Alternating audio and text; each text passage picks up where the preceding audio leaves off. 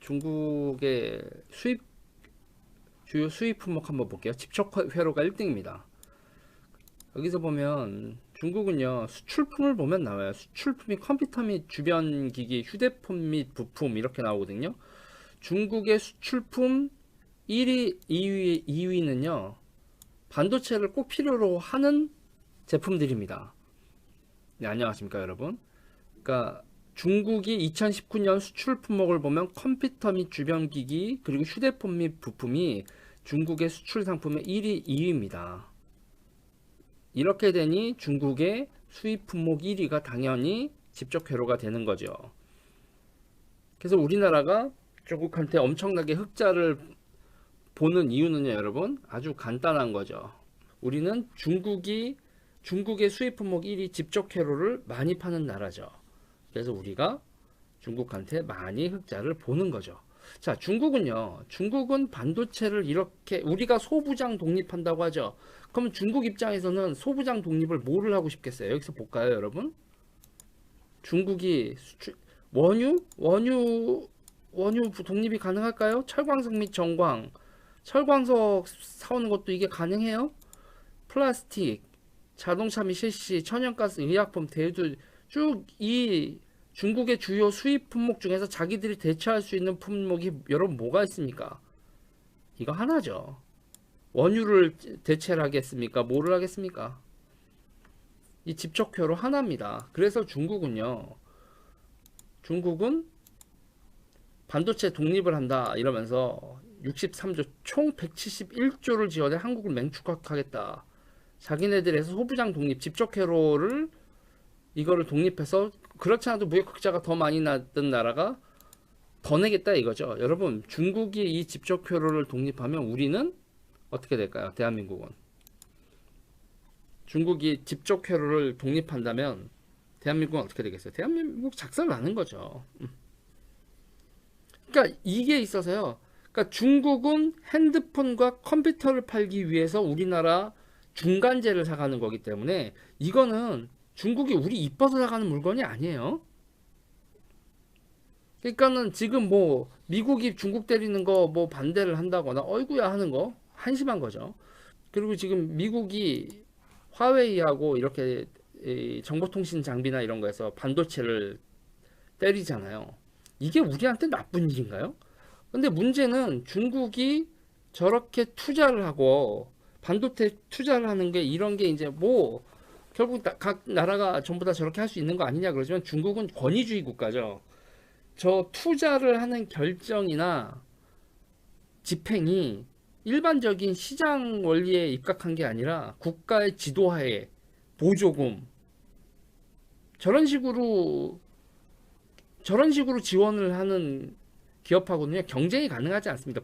보조금 받는 기업과 보조금 받지 않는 기업이 어떻게 가능해요? 그리고 삼성전자 정도나 우리나라의 반도체 정도 이 정도 규모 되면 일반적인 경우에는 이렇게 보조금 하면서 따라잡겠다 이렇게 못하는데 중국은 규모가 되니까 171조나 꼬라박으면서 소부장 독립을 하겠다고 나오는 거 아닙니까? 이거는 전 세계의 일반적인 무역 원칙, 경쟁 원칙에 벗어나는 거죠. 초이님 감사합니다. 그리고 이제 여기서 보면 그리고 이제 또 기술자들이요. 기술 인력 빼가고 그리고 M&A 상대국의 주요 기술 기업을 M&A를 통해서 기술을 확보한다든지 그거를 미국이 막아버린 거 아닙니까? 중국이 돈으로 M&A를 하고 뭐 기술 기업을 인수하고 기술 인재를 인수하고 뭐 천인 계획을 해서 대학들에 침투해서 과학 인력들을 빼가고 이런 것들을 못하게 막고 있는 거죠. 그러다가 지금 어저께도 얘기하지만 칭화윤이 디폴트 위기 이런 게 발생했다고 하잖아요. 그러니까 반도체 무분별한 투자를 한 끝에 지금 이렇게 디폴트 위기까지 왔죠. 이거 여러분 미국이 압박을 안 했으면 이런 위기가 왔을까요? 지금 저는 이게 이제 계속 얘기를 하겠지만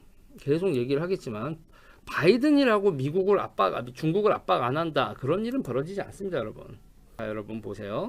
지금 이코노미스트의 이번 11월 19일 날 주간 판인데요. 미국이 필요로 하는 중국 전략 이렇게 해서 이렇게 뺑뺑뺑 미국이 한국 잡고 있고 한국이 영국 잡고 있고 영국이 일본 잡고 있고 일본이 호주 잡고 있고 호주가 캐나다 잡고 있고 이렇게 쭉 있죠. 이거에서 여러분 품목 보자고요. 중국의 집적회로 원유는 아랍 국가들이 철광석 여러분 어디에요? 철광석은 호주입니다.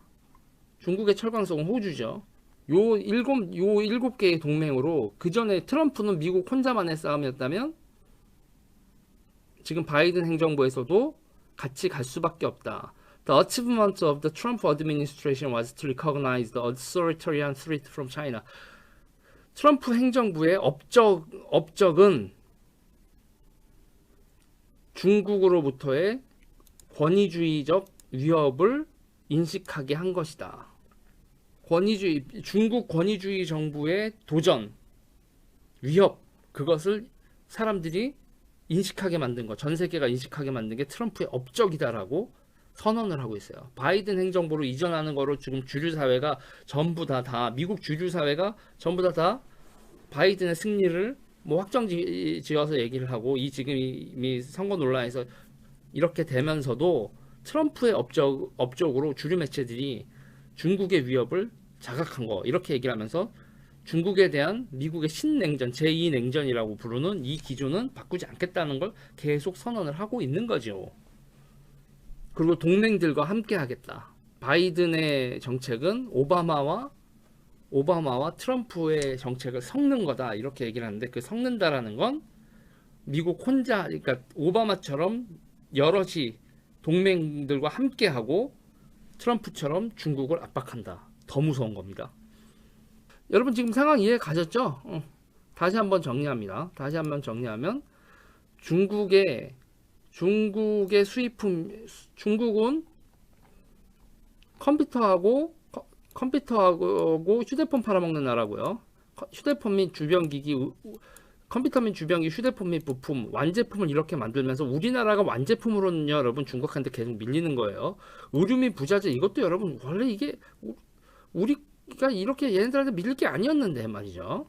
근데 그 중에서 여러분 얘네들이 중국이 컴퓨터하고 휴대폰 팔면서 필요한 IC 반도체요. 반도체 여기서 우리나라한테 사갔는데 얘네들이 이렇게 독립을 하고 보조금 지급하고 기술 인력 빼내고 쭉쭉쭉 하다가 미국한테 두들겨 맞은 게 미국이 반도체 기술 중국이 빼내가는 걸 두들겨 팬 게 중국 두들겨 팬 게 우리한테는